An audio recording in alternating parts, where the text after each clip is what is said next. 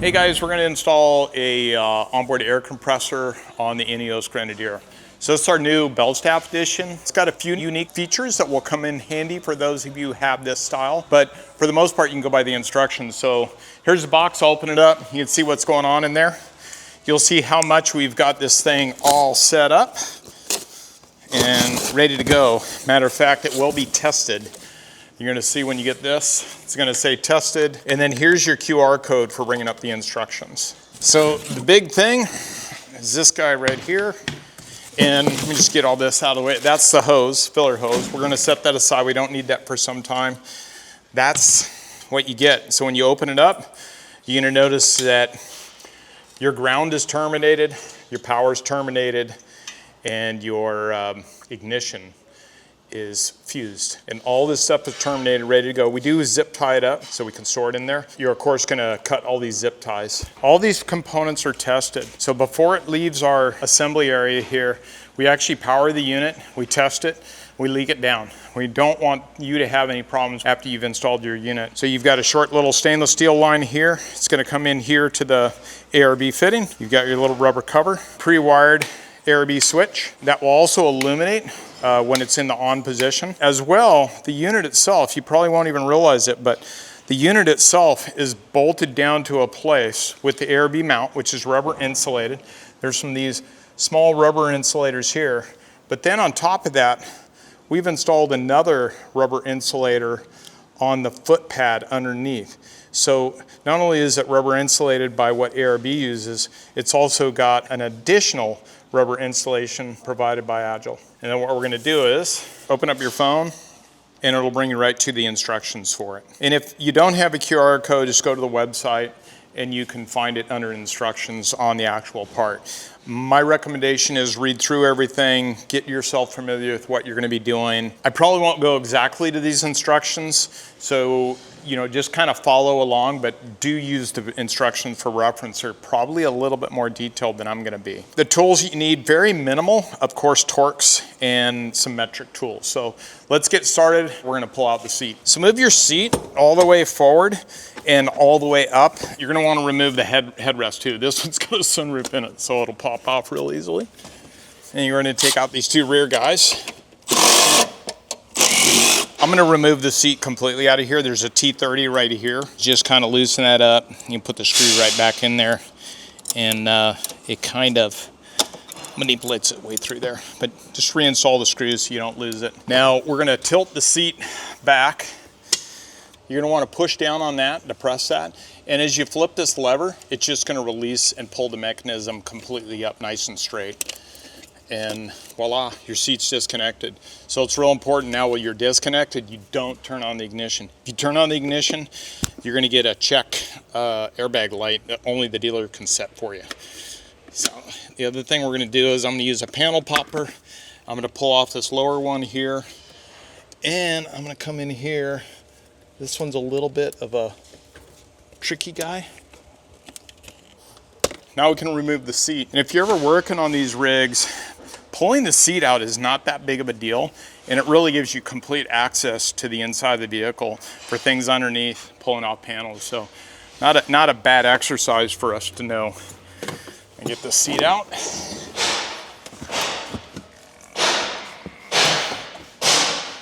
We're going to cut all of the pre-assembly.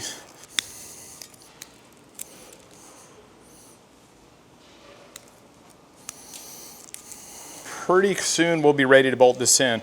We do have to remove the cross brace in the Grenadier under the seat. So let's go do that right now, and then we'll be able to set this guy in there. All right, so here you see this cross brace from the INEOS. So we're going to remove that, and we're going to replace our bracket in this area. So 13 millimeter.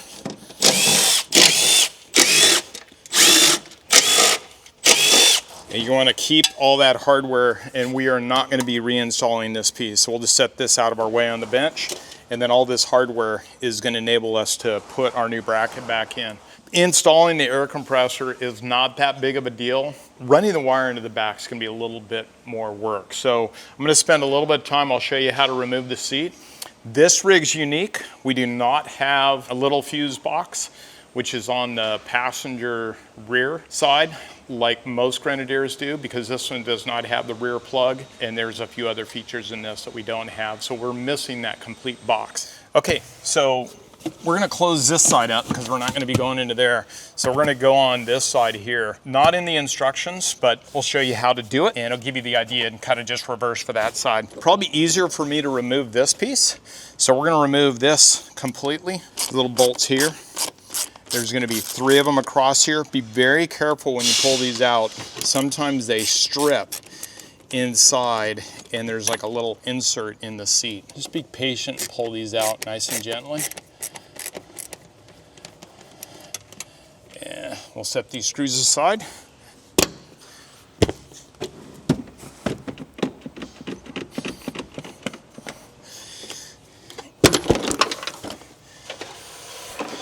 So you give that guy a little pop, and there's these little clips. They only clip into the seat, and they're holding with the screw. And if you take a look here, you'll see how the seat base has like a steel insert in it. And if you're not careful, you'll strip that steel insert in the plastic. So just be patient when you're taking them out the first time. If they do slip, it can turn into a little bit of a mess, but you can get through it. A lot of times they'll just screw out with the insert and that's your bolt. Okay, so we need to get into here for this unit. So we're gonna pry that up and this guy up. And we're just gonna kind of remember we need to put those guys back in there. That's the seat. If you want, you can unplug it and get it all the way out of your way. I don't think it'll be an issue. I'm just gonna pop it up out of the way here. So there's gonna be a few little screws we're gonna pull out, and they are a T20. All right, so we're gonna continue to pull out this piece here. There's 2 10 millimeters under here. Pull up the mat.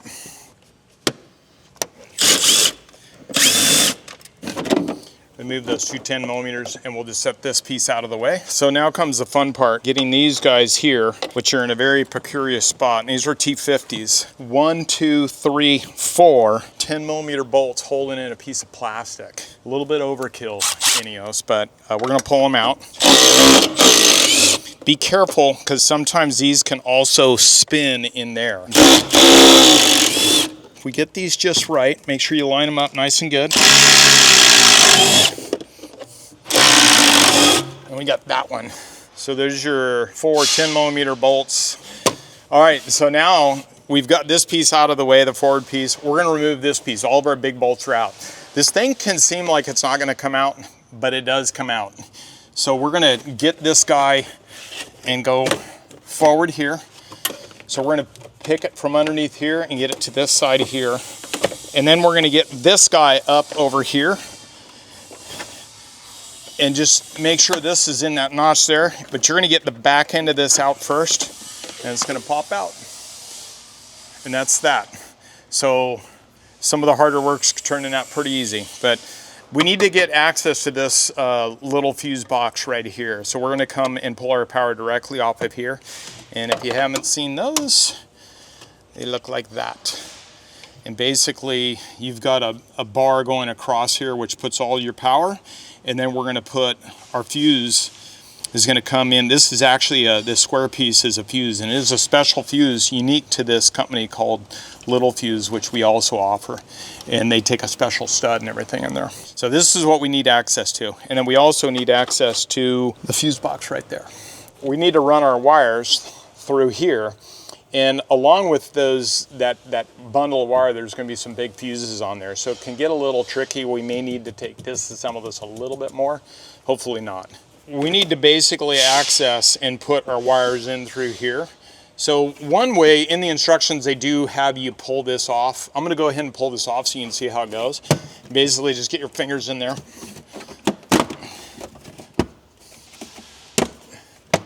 We can kind of access things in here.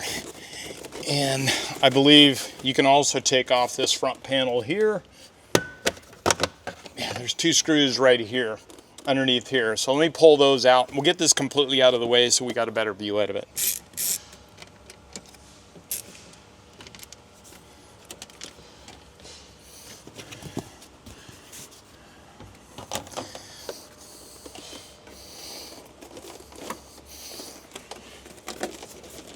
So we're going to disassemble a little bit more back here. basically by just pulling out the floor mat. Put that in the back for now. So now right here, underneath this, right here is where we're gonna run our fuses and our wires. This is where it takes a little bit of patience and time. Make sure that nothing gets pinched in there and you get your wires up in there. So give me a second, I'll get these wires run up in this area. We'll get the main unit bolted in. All right, so here's our main assembly, which has been already tested and set up. We're gonna set this in there and you're gonna line up these holes here. Now we're gonna have to get this wire through this portion.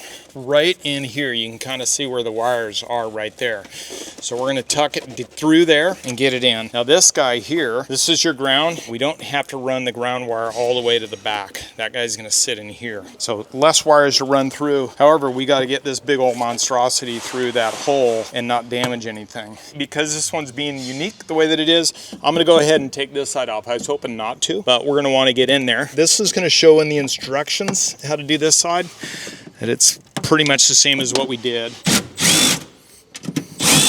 And then we've got these little screws back here, and there's going to be just 2 of them that are holding this panel on. And I'm not going to remove this guy. I'm going to leave that in place. You should be able to pop this guy out. There we go. So now's the important part, and we are going to be running this fuse. This is the brushed version, so it has these really large fuses on it. If you have the brushless version, it's got a smaller fuse, and you can actually disassemble that. You can slide just a wire through it, so it's a little bit easier to get through, but this really isn't that bad if you've gone this far. So what we're going to want to do is we're going to want to get this wire in from through here. We want to go on this side of these bolts, okay? And then we're going to come over here, and you can kind of just make out, if you look down in here, you'll see the factory harness. So we want to follow this factory harness down here and then come through here, down here and follow it up here. So we're going to pick this up, shove that through quite a bit. Be careful not to damage this fuse. Again, we're going to want to get that guy down in there over on the other side. So see, everything's a snug fit. It does fit, and my ground's going to come into right here. So let's put in a couple of the bolts. What I do is I just get them started. You can pick up a little bit on the mount. Be careful not to pinch that underneath there. See what I was doing. Put in that one. Got these guys going on the side. These have a little bit of factory tape on there. I don't know if you see that. I was able to pull those guys off.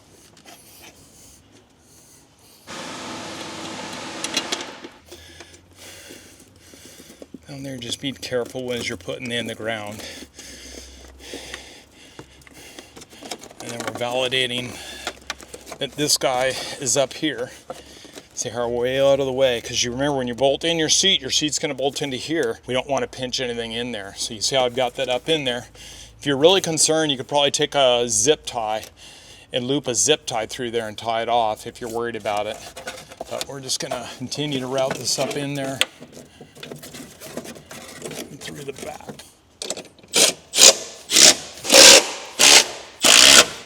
All right, so that's in, and basically the seat will go on top of that.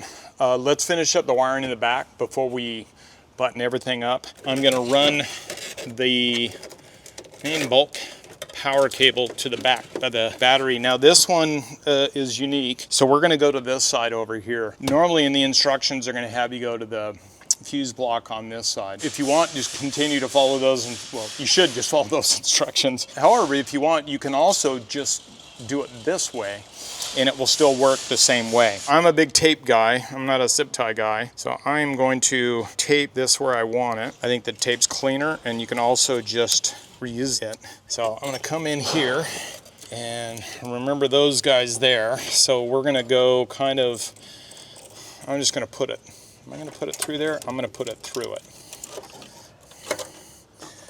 The trigger lead's going to be pretty long, because remember, normally you're going from here and then your trigger is going over here.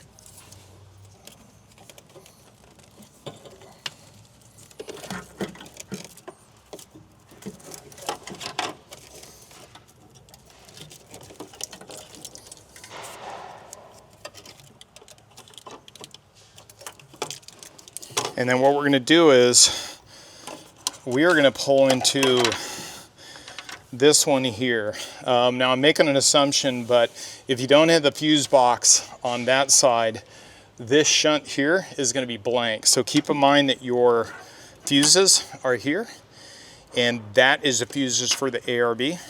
So you're going to have two 40 amp fuses in there.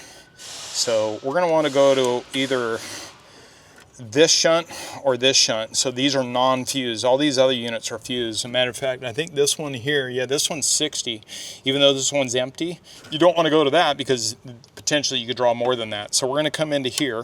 I always do this by hand and be very careful because this is live. If you want to be ultra safe, you can disconnect your battery. We're going to run with scissors today. We're going to loosen that guy up. Pop that guy in there.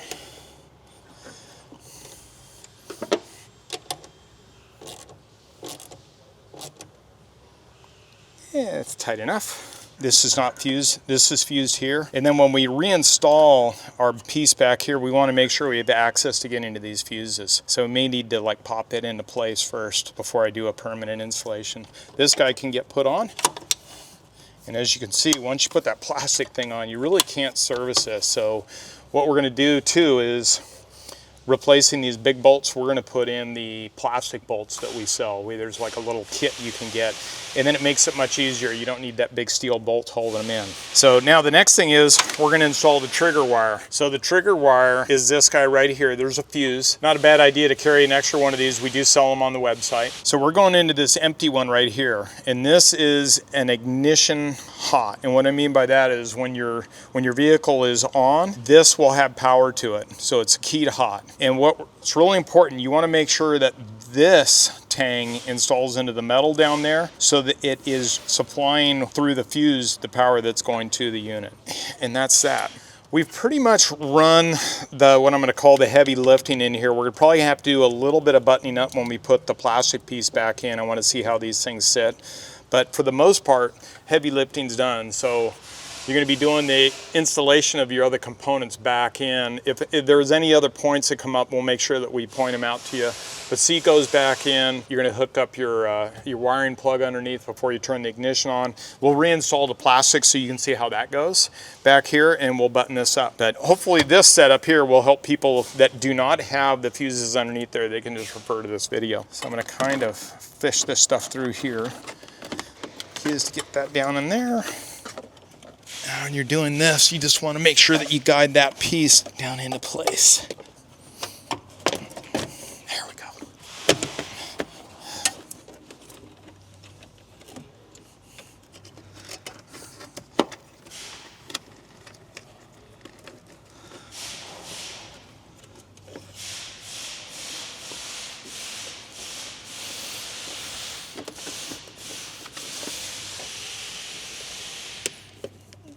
So what I've done is I've made it so that I can still pull this out. So you can see there's just like a small little cavity down in here with a little bit more space. We can tuck it down in there so it's out of the way. But if we need to pull it out to service it, I can pull it up and there's plenty of slack on it. And I can come in here, inspect the fuse, and remove and replace as needed. Don't tighten up everything too much underneath there in case you need to pull this out. And the trigger wire is pretty long, and I've kind of tucked it down in here. It's not really hurting anything. It's pretty well sheathed, and we're going to have the same thing. So if we need to service this, we can disconnect it here and then pull it from this fuse. So that's that. And all we've got to do is screw this down. All right, so I'm going to put in the passenger side one first. Take these little screws back here.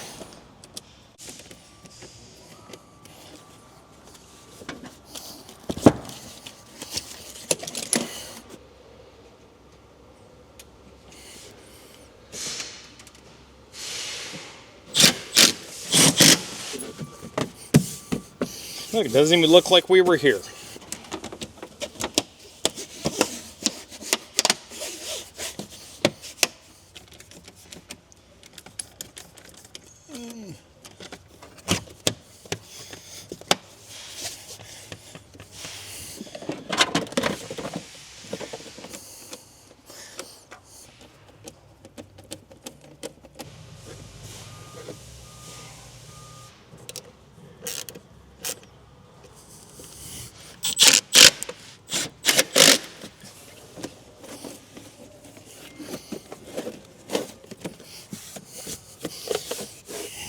All right, so you remember those 4 10mm bolts we were with the Torx? We're not gonna put those in, they're just holding in plastic. Best friend right here, we sell these on the website in a kit to replace all of them. They're plastic. And it goes in with the screwdriver. It's got a really nice thin head on it. So when you're getting into these odd spots, it's way easier to install. And the Loctite won't get all crazy and torn up in there. And if you cross thread them, big deal, they're just plastic. All right, so this for me, for some reason, is the hardest part. Putting in the seat. And I'm sure there's a special angle I need to be at. So this guy's got to go in to the seat, snap in. It's got to line up on this groove, and then you got to put the screw in all at the same time. And I'm sure there's an easy way. So you hear how it snapped in? That's a good sign. We're going to take our T30, snug it down. Remember, do not over tighten this bolt. We do not want to mess up the insert that's in the plastic.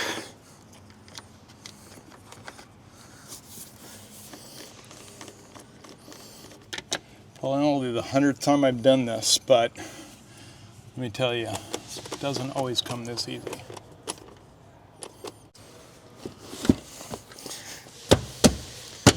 Voila, like we weren't even there.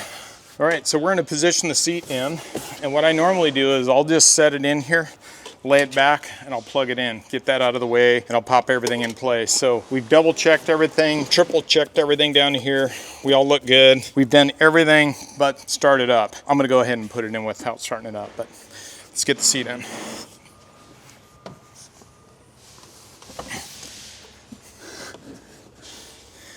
All right. So when this clip is taken out, you wanna make sure that you snapped it past the stop so it's in the full open position. And then you're gonna take and snap over the cam.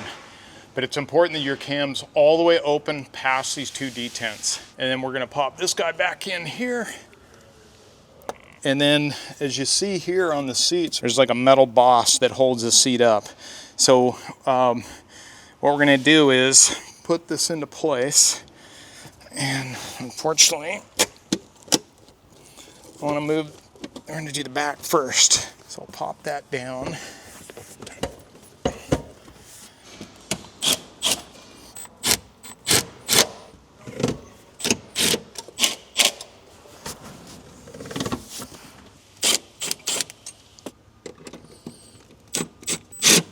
So I position the seat.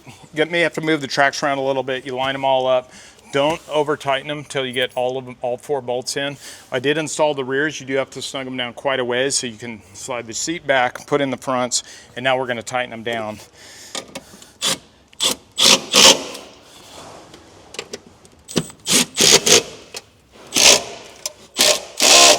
So last thing we need to do is the seat belt. Put that into place. Goes over the top, and there's just a T30 to tighten it down.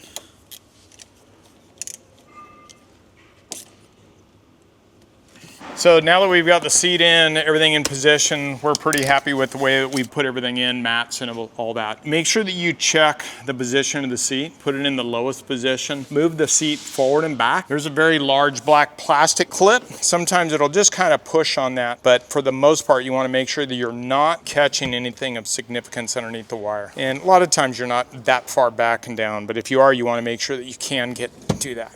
So the way that this unit is hooked up, it's directly to the battery. However, it's getting its trigger source from key to hot. So your key has to be on. It's always recommended that you're running your vehicle when you're airing up because your voltage will be higher, so your amperage draw will be less.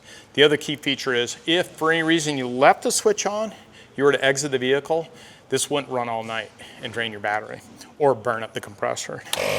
We got it to cycle on. Here's your plug. Insert the plug. It stopped as soon as it brought this up to the pressure. So now you're set up and ready to go. So you have your onboard air. My recommendation is go to your temperature screen in your off-road package. You'll see the pressure is listed there, and you can air up to the pressures right there on the TPMS. It's fairly accurate, within a pound or 2, but for the most part, it's a good place to reference. Okay, so installation's complete. I mean, we filmed this and I don't think it took us longer than 2 hours. I've done it a few times and I've had these things apart, so I do have a little bit more of an advantage over you. Hopefully the video helps you in pulling your components out, how things lay out, and working on it. The Grenadier is a great vehicle. We've had ours apart multiple times. Things don't break. Things are pretty robust, so I won't worry too much about it. But installation's complete. You're ready for the trails, air down, and now you can air back up. Happy trails, everybody. Thanks.